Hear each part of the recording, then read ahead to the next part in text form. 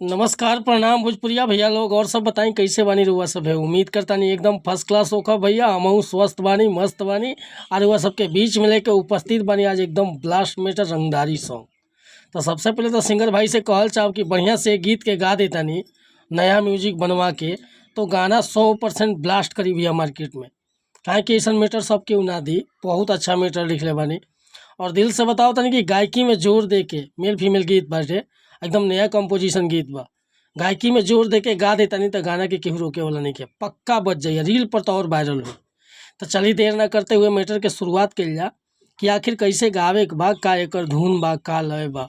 लेकिन video start कर से पहले भी एगो बात बतावल चाहब कि रुआ अगर नया सिंगर बानी आ सिंगिंग में इंटरेस्ट बा अच्छा मैटर के तलाश में भटकत आनी सही ढंग के गीत नहीं खे मिलत बढ़िया तुकबंदी नहीं खे मिलत मन पसंद के मीटर नहीं खे मिलत तो भैया अगर हमरा चैनल पर आ गई बानी तो एकदम निश्चिंत रही निराश भैला की जरूरत नहीं है।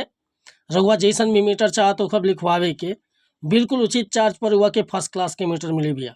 काहे कि हम हर तरह के गीत लिखे नी ट्रैक पर भी नया सॉन्ग भी हिंदी में भी और भोजपुरी में भी कोनो प्रकार के मीटर जैसे कि sad song love song orchestra song रंगदारी सॉन्ग रोमांटिक सॉन्ग चाहे सीजनली कोनो प्रकार के मीटर हुआ लिखवावे के बा चाहे नया म्यूजिक बनवावे के बा बेहिचक कॉल या व्हाट्सअप कर सकेले भैया। डिस्क्रिप्शन में हमारा नंबर बा और हाँ आज के मीटर तो एकदम तगड़ा बाटे भैया।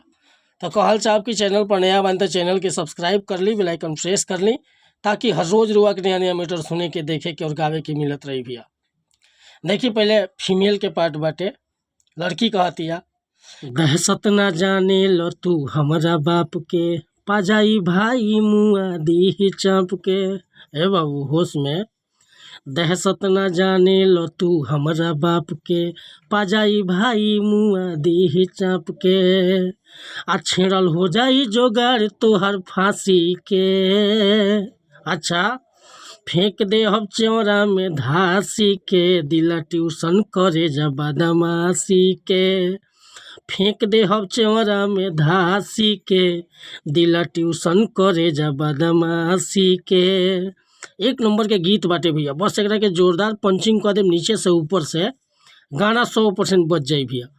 तो एक खतरा कॉल चाप के अगर मीटर पसंद बा फुल गीत लिखवावे के चाहता नहीं तो बेहिचक हमरा व्हाट्सअप नंबर पर संपर्क कर सकीले।